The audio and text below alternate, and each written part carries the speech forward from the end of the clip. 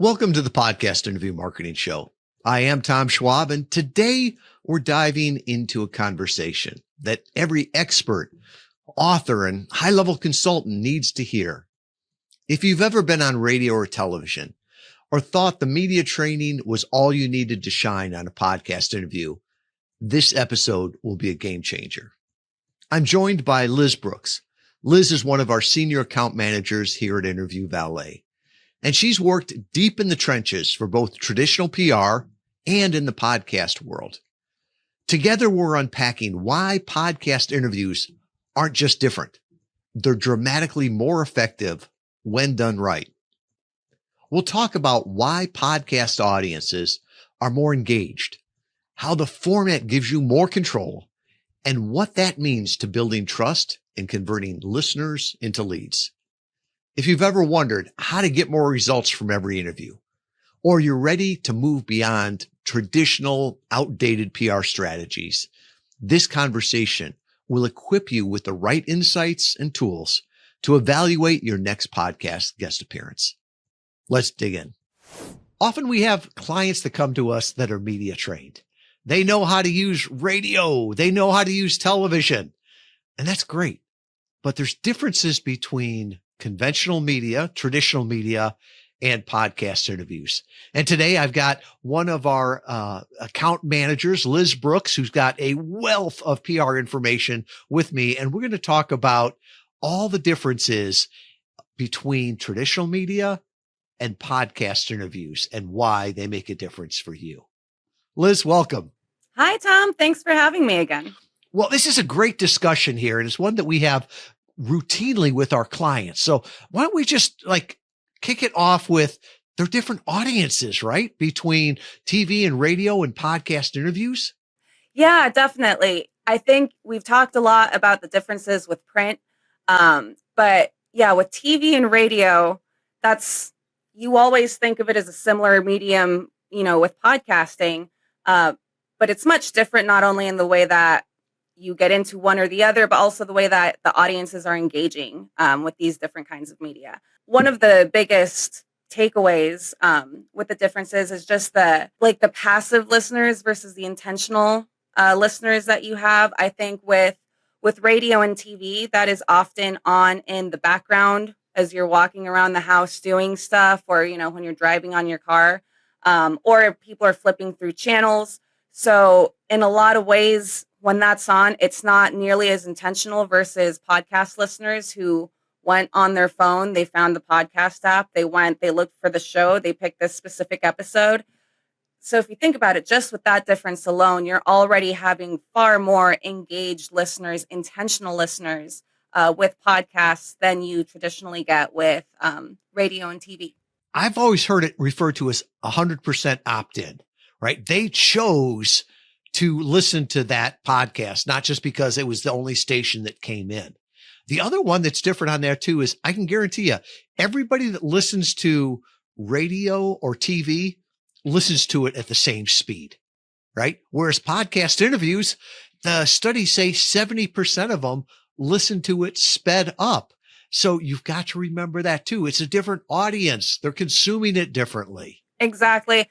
And not only that, but if for any reason the audience does tune out or get distracted by something else, they can go back and re-listen to it far more easily than you can with radio or TV. Like if you get distracted or, that information is gone, you won't even know to go back and rewind what you missed. So, and I've got to admit, I have been listening to things live and hear something and look for the reverse button, right? On like you do on a podcast. And it's like, oh shoot, I can't go back 20 seconds. Now, not only is the audience different, but the hosts are different too. And I think that's something you've probably seen having worked with trained journalists and then podcast hosts. Yeah, I think, traditional PR is a lot more media trained. It's a lot more rigid. Everyone has an agenda, a time limit, a constraint. Whereas with podcasting, it's a much more casual and genuine environment in general. And I think, the experience is different, not just from the host, but from the guests and then also from the consumer. It's like the way that we're talking now, it's more more of a human connection. It's less rehearsed. It feels, I believe, more authentic as well. That instills trust with listeners too. Something that is on print or something that you see on TV has gone through so many PR specialists such as myself. You're going through the regulations of the guests and what the reporters are expecting essentially. So I think there's a lot less room for error, but there's also a lot less room for exploring different connection. You can't really go off on a tangent that could potentially be beneficial for some people, but again, it's more human, it's more authentic, and I think it's a better chance for listeners to get to know you better as well.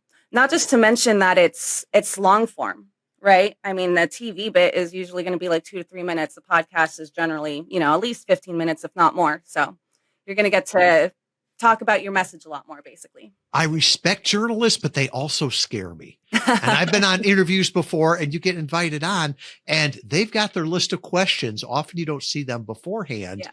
And it's like, what is their agenda for this meeting? What are they trying to do? Right. I always am fearful of the gotcha interview. Yes. Yeah. Of that. But then it's like on the podcast side, I think I've been on, probably over 1,000 podcast interviews. I can't think of any one that ever was a setup or a gotcha interview. And not saying that journalists, do that, but man, they come with a different background than just say the curious creator that most of the podcast hosts are. Certainly. Yeah. And it really depends, which landscape we're talking about. But I think, you mentioned they have their set of questions. They don't share them in advance. That is on purpose because they're trying to get you unprepared. They're trying to get that reaction. That can pay off, but that can also really, really hurt your messaging. Yeah. And I think of the podcasters that the journalist reached out to him and said, would you like to be on an article that features you in Bloomberg?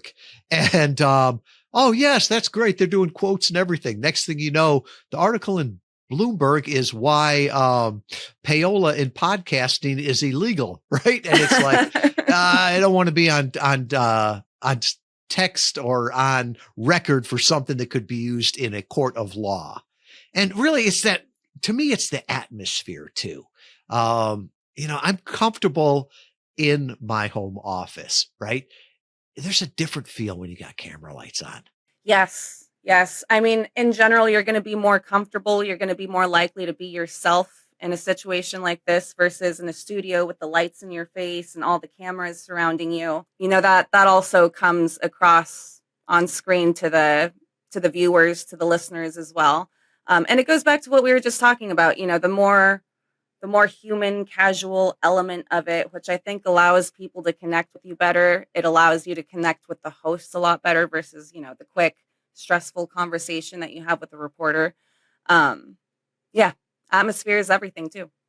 It's everything. And even, I remember my first TV interview, right? It was almost creepy. I didn't know where to look, all the lights. I didn't know if we were recording or not. And then even the physical intimacy, right? Where they're like, yeah, we've got to sit close enough so our knees touch so it looks normal, on camera from the waist up. And I'm like, I'm like Dorothy with clicking my heels. There's no place like home. There's no place like home. I'd much rather be doing a podcast interview right now. Yeah. And we've already been talking about it a little bit, the difference in terms of like the formatting and the time constraints. Again, radio is so much there. It's usually going to be short segments. Same with TV, hard time limits. There's always breaking for commercials. So you have to get your message in quick. It has to be rehearsed. Again, not really room for real conversation. Podcasts, again, it's a longer form. It's at least 15 to 20 minutes. They're oftentimes 60 minutes. Also, you have the flexibility to go as long as you want. Several podcasts, they have episodes that are 20 minutes and then they have other ones that are an hour. So you can really just go with the organic nature of the conversation and see how long the conversation wants to be versus, how long the PR people are telling you that you have to talk. And it's not just that too. There's the gatekeeping that goes around with TV and with radio. as you know, it's so much harder to get into in the first place. You usually have to at least have a PR agency. Usually there's several people behind you trying to get you on that spot. A lot of times it can be pay to play as well. And then at the end of it, you're putting in so much work for marginal ROI when you think about how much airtime you actually have. You know, getting into podcasts is not necessarily a walk in the park or a piece of cake. That's, you know, why we exist. But they're just much more accessible in general, not just as a guest, but then also for the host themselves, for the listener. Um, in terms of like the quality of shows too, there's a lot more options with podcasting. There's a lot more podcasts out there that you can choose from, that you can get into, which not only makes them, you know, more accessible to get into, but it also means that you can reach so many different kinds of audiences with these targeted shows. Whereas with radio and TV, naturally, there just aren't that many choices, which is also ultimately why it's so much harder to get into as well. It's, you know, it's all interconnected. But yeah, those are just some of the additional differences and challenges that come, you know, with the constraints of TV, radio, traditional, you know, PR outlets versus podcasting. And I don't think one is better than the other. They're just different, right? So like radio, I give people that can do that a lot of credit. They are on a strict clock. So I remember my first in studio recording, right? We were talking for an hour, but these people knew to the second when the commercials were going to come on. And if it was me talking or a commercial where they're going to get paid, guess who got the priority on that? So if I was on mid sentence, we were going to commercial, right? And they'd give me this mark that we're coming up on the end. So no matter where I was in that story, I had to finish up that idea. And it was weird because you'd be talking and having the interview, and then all of a sudden we'd go to commercial. People take their headphones off, start talking about the weekend or whatever it was. And 3 minutes later, we put them back on and are supposed to pick up the conversation. Now it's nice because they're going to introduce you almost every time they come back from break. Right. So it's great that people get reminded of who you are. Right. So it's like they'll come back from break and say, hey, we're here with Tom Schwab, founder of Interview Valet and author of Podcast Guest Profits. Right. That's great because it's that reintroduction of who you are and you don't have to do it. I see people going on podcasts and they'll say, in my book, at my company, we do this. And people are like, what's the name of the book? Now, television is great because they've got a picture of my book. They've got my company logo there. They've got B-roll footage going there. So there's different media. So that adds more richness to it. So you just have to remember, if you're on a podcast, don't assume because you mentioned the name of your book at the beginning or the name of your company that everybody's going to remember it. I can't tell you how many times I've been listening to a podcast and then it starts getting, because I got distracted or tuned out for a second and then it's interesting, but I'm like, what is the name of the movie that they're talking about? Or like, who are they talking about? Again, it's a podcast, so I actually get to go back and rewind and see what it is that they're talking about. Then I skip forward again. But yeah. And then also, you know, you were mentioning before with the TV or the TV breaks, the commercials and everything like that. You do get that reintroduction, but also there's so many times where, you know, the human connection, the funny stuff, it happens off air, and then you come back and people are laughing and the listener's like, what did I just miss? You know? So there's pros and cons. We're not saying ditch traditional PR and just do podcasting. I mean, my whole spiel is why not both?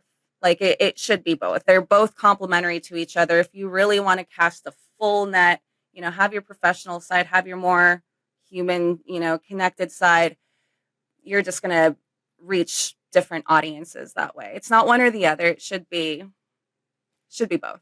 Yeah. And there's that, you know, the content depth and nuances. And I think of one of our clients, Morgan Wright. He's a cybersecurity analyst for one of the big networks out there. If you listen to the network, you probably see them 3 times a week. And this guy can answer any question, Liz, in the perfect soundbite in about 30 seconds. He is sharp. He is to the point. And the first podcast interview, we had to talk with him afterwards. It's like, Morgan, this is a 45-minute podcast. They prepared 12 questions. You answered all of those in the first 10 minutes, right?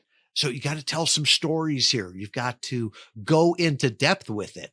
And flip side is, if you're on television, he knew that when he was on national news, right, that his segment was supposed to be 4 minutes.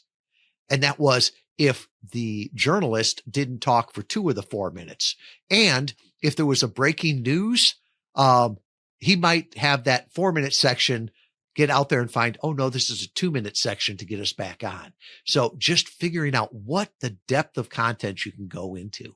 Yeah, again, with the TV, with the radio, you're going to have these more concentrated sound bites. It's great for telling facts. It's great for saying something very quickly, for getting that perfect sound bite, right? That is very media trained. You do have to kind of learn how to break the walls down and forget some of that when you're going on a podcast, because you have more time to fill. But you mentioned like these sound bites, which are so great for content repurposing. And I think that's another difference in between the two. With radio and TV, you have these perfect sound bites a lot of the time, but it's so much harder to access them and to be able to reuse them down the line. That's kind of another pitfall of that traditional media, because everyone's doing this to reshare it, right? To put on your social media, on your LinkedIn, to share with your audience. The great thing, about podcasting, which it just allows for more in-depth quality storytelling. But you also have the option to go through and find those perfect sound bites and, reuse that, cut those little pieces, and share that. You can use one interview and have months worth of material that you can share on LinkedIn, on TikTok, etc., just from one interview, versus, the TV spot that you worked so hard to get. You only have those 3 minutes, and really that's it. Yeah. And even the point of, do you have the rights to use it? So whether it's radio, TV, or podcast, that's copyrighted material, right? So you should ask the owner of it, right, the host, if you can use that. And, if you go on radio or TV, I got to ask the NBC lawyers if I'm on the local affiliate here. Whereas with a podcast, I would say never, but the vast, vast, vast majority of them want you to repurpose it, want you to promote it, right? All they ask for is that you say where it came from, right? I remember it must have been 2016 or 2017. Pat Flynn won Podcaster of the Year.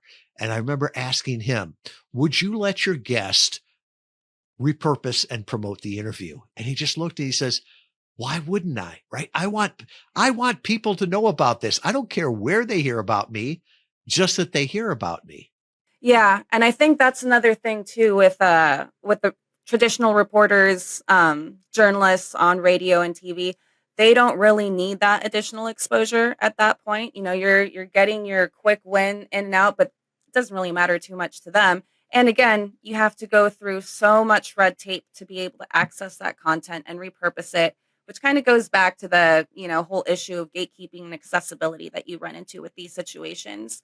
I mean, you go on a podcast, we see this all the time. The show goes live, the podcaster reaches out to us, to the client, and they're like, hey, this is live. Here's not only the episode, but here's like some repurposing materials that you can use. Here's like 3 different clips. Please share, review, subscribe.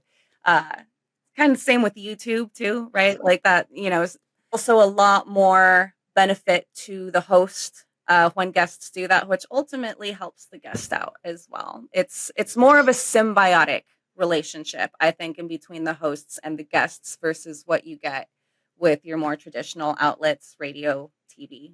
That includes print too. True. I mean, there's that long tail with it. You can really promote it for a long time.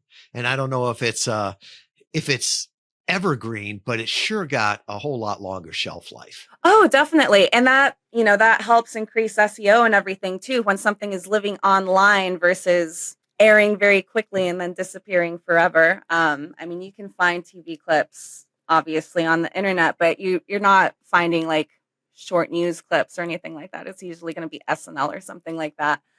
Versus when you have so many podcast episodes that are living live online that people can access months later, years down the line, you'll be surprised that you continue to get results or have people discover you so many months afterwards. Like you might have forgotten the interview altogether, but people are still listening to it. So I think of an interview I did probably 6 years ago, right? And somebody found out about us through that. And then they get on the discovery call and their first question was, when did you grow the beard?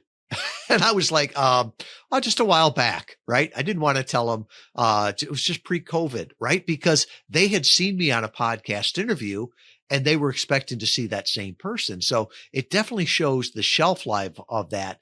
And one of the things that I'm try to be conscious of whenever I do a podcast is that I don't know when somebody's going to hear this, right? So there's some things like, if it's just before a holiday, right?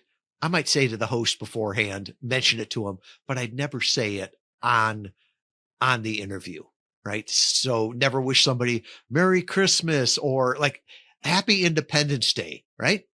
If you're in the US, that's July 4th, right? If somebody's listening to you overseas, they're like, why is he calling Independence Day instead of Bastille Day or whatever, right? So making sure that it translates there.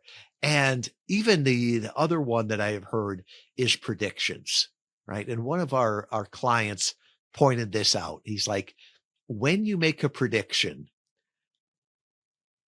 and it comes true, you don't get credit for it because everyone knew that, right? You talk about the presidential election, right? Afterwards, like everybody would say, oh yeah, I saw that coming. I saw that coming. So you don't get credit. And if you get it wrong, people are going to say, what an idiot. He got that you'll be a wrong. laughing stock. And I think of a interview I heard somebody did early on in COVID. And it was so great. He was talking about how this will change the world. It'll change marketing, how we interact with each other. And I was listening to him and I'm like, oh, he's right. He's right. He's right. And this was probably midsummer that I was listening to the interview. And then he came and he said, I don't know when this is. I don't know if we're going to be out of this at Easter or if it's going to be Memorial Day, but the world is going to change when we finally get out of this. And I was like, genius, genius, genius, idiot. Who could have thought that we'd be out of here by Easter, right? And so just by throwing that little prediction in, he undercut himself. So he didn't need to do that. He could have just said, when we come out of this, the world will change. And it would have made it timely, but also timeless. Oh, definitely. Also, I love that we're in the tips and tricks portion of the conversation now. Yeah, no, I mean, I have to say, like myself, I usually, when I listen or when I discover a podcast, I listen to the most recent episode, right? That's what came up. And then if I like it, I go back and I start listening to everything after the fact. So I'm listening to episodes that are 6 months old, 8 months old. And again, it depends on what the landscape is here. But in general, for what we're talking about, you do want to stay away from those dates. You do want to stay away from those predictions. I do think, there's probably people listening right now that are like, oh no, I've already done that. However, something else that is really great, I think, with podcasting versus other media is the way that you're able to own your own story and your own voice. If you say things first, you're beating other people to the punch to be able to create that narrative for you, if you will. So if you have ever done that, if you ever made a bad prediction or something, instead of just leaving it and being the laughing stock, you can always own it. I've listened to podcasters who even do a bit, these are the worst predictions that I said over the year that didn't come true. And, you own it, you turn that narrative around, and at the end of the day, it still just makes you sound more human. Everybody makes mistakes. That is true. Um, Try to avoid it if you can, but if you already have, that's one way that you can turn it around. Sometimes even putting a date stamp on it, right? So if somebody asks you a question and it could be timely now, but not timely in the future, you can also say, well, I'm saying this in late June of 2025, and this is how I see the world right now. So if it goes live, you know, what, 3, 4 months later, at least people are like, wow, he's really out of touch. No, that's when it was recorded. Another thing too, I've learned this. I have one podcast uniform that I pretty much show up for. And I think that's important because sometimes you'll see people that have they'll show up in summer attire or winter attire or holiday attire.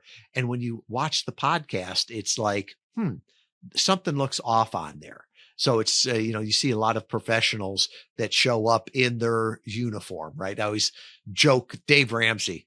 If you've ever seen a picture of Dave Ramsey, he's got jeans on, a shirt, and a blue sport coat, right? That's his consistent brand. I was going to say that is branding 101. That's funny too.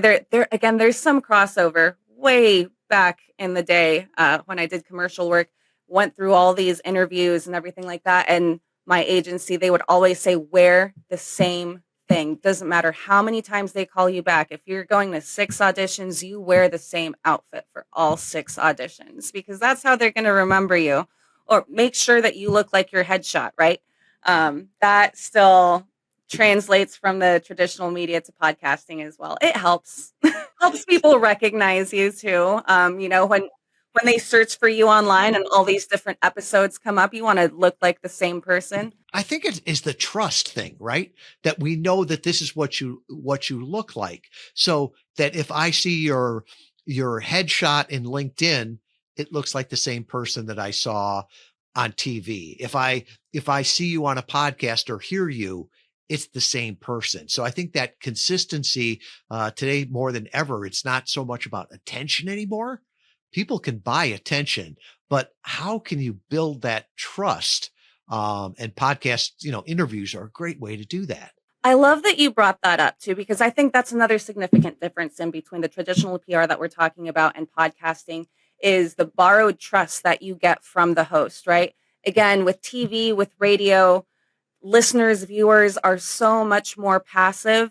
And I'll be honest, I don't have that much trust in a lot of professional journalists out there. And I think a lot of people feel that way. Again, they have their own agenda, like they're telling the story that they want to tell. And also, again, the viewer, the listener is more passive. A lot of times they haven't chosen to have this on in the background versus once more with podcasting, this engaged listener, they know this show, they pick this show, they pick this episode. Obviously, they know, like, and trust the host, and that is going to rub off on you as the guest so much more within the podcasting space than it ever will in TV, radio, or print for that matter. Yeah. And we're TV, radio, print, and now we're getting into AI. And it's really interesting that so much of this long form collaborative content is indexed by AI. And that's what it's pulling up in sources, right? If you go to a ChatGPT query, I was going to say Google it, but making metaphors there, and ask the sources, they're pulling up Wikipedia, your website, Amazon for a book. And then after that, it's interesting. It's long form collaborative content. And as we were talking, I'm like, wow, there's so much radio and television out there. I wonder why they don't just index all of that. Well, it's because it's not as easy. At least the podcasts are always online, whereas you've got to assume that radio, they're going to upload it, or TV, they're going to upload it. That's really funny that you bring that up, Tom, because just before we were talking, I'm putting together shows for a client right now, of course. And there's this one emotional support. I worked with this show for a while. The host, she's great. She was actually on American Horror Story season 1. She's an actress as well. And I it's been a while and I could not remember the name of the show, and I was trying to go back and find it because it's absolutely perfect for this new client that we're working with. And I was using Chat GPT, and I was like, who was the actress from season 1 of Horror Story who died this way, blah, blah, blah.